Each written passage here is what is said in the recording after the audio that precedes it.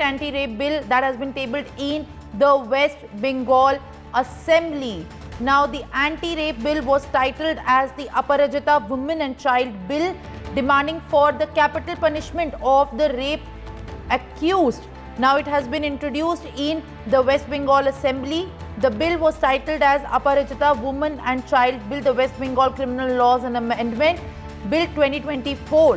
While the legislation aims to strengthen the protections of women and children by revising and introducing the new provisions that are related to the rape and sexual offences.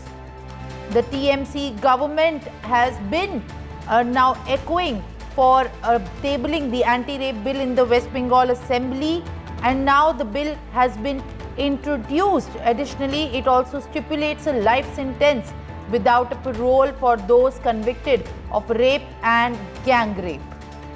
Very important breaking that we're tracking at this point of time. Let me cut straight across to my colleague Renik.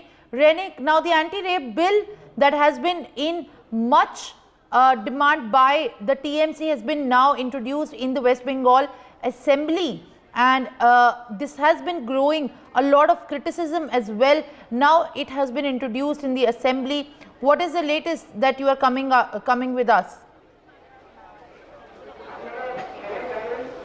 देखिए, पहले तो ममता बनर्जी की तरफ से ये bill को लेकर पहले ही बताया गया था कि असेंबली में स्पेशल सेशन चालू करते हुए इस तरीके का जो बिल वो बिल ले आने का कोशिश किया जाएगा। और आज ही देखा गया कि असेंबली का ये जो स्पेशल सेशन चालू हुआ है कल से, आज ममता बनर्जी खुद आकर ये असेंबली में ये जो नया बिल अपराजिता बिल ये ले आने का प्रस्ताव दिया गया है, जिस बिल में कहा जा रहा है ये पुराना जो बिल है उस बिल का अमेंडमेंट है, उस पुराना बिल का अमेंडमेंट में ये किया गया है। और इस बिल में जब बताया गया है कि पिछला जो बिल था, जिस बिल में बताया गया था कि जो एक्यूज्ड होगा उसका पूरा इन्वेस्टिगेशन 2 महीने के अंदर खत्म करना पड़ेगा और उसके साथ साथ ही 21 दिन के अंदर जो कन्विक्शन होना पड़ेगा। मगर ये जो नया बिल, ये नया बिल का जो प्रस्ताव ले आया गया है जिसमें बताया जा रहा है कि 21 दिन के अंदर जो पूरा घटना, इसका जो इन्वेस्टिगेशन खत्म किया जाएगा और उसके साथ साथ ही 7 दिन के अंदर जो कन्विक्शन दिया जाएगा।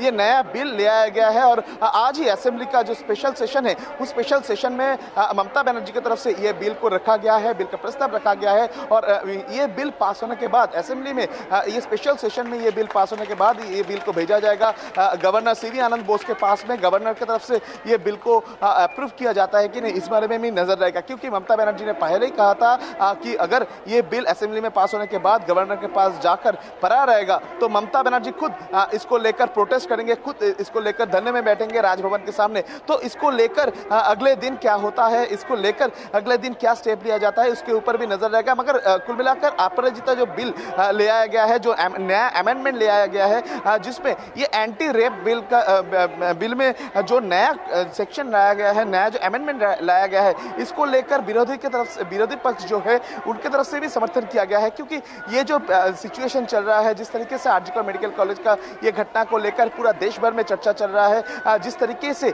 लोगों के मन में इस घटना का इफेक्ट पड़ा है, उसके अंदर में ये बिल बहुत ही महत्वपूर्ण है। क्योंकि इस बिल में जो दोषी है इनको जल्द से जल्द सजा दिलाया जाए, इस तरीके का जो अमेंडमेंट ले आया गया है ये बहुत ही महत्वपूर्ण है। और जिसमें 7 दिन के अंदर कन्विक्शन का बात भी बताया गया है। यानी कुल मिलाकर ये जो इस तरीके का जो घटना महिला के साथ होता है, इस तरीके का जो हरकत पूरा पश्चिम बंगाल में देखने को मिल रहा है, इसको लेकर ही जिस तरीके से विरोध पूरा देश भर में चल रहा है, इसको लेकर आज विधानसभा में जो ये बिल ले आया गया है, ये बिल का समर्थन सब लोग ही करते हैं और विरोधी पक्ष की तरफ से भी इसका समर्थन जताया जा रहा है। For more such videos, subscribe to the NewsX YouTube channel, hit the bell icon.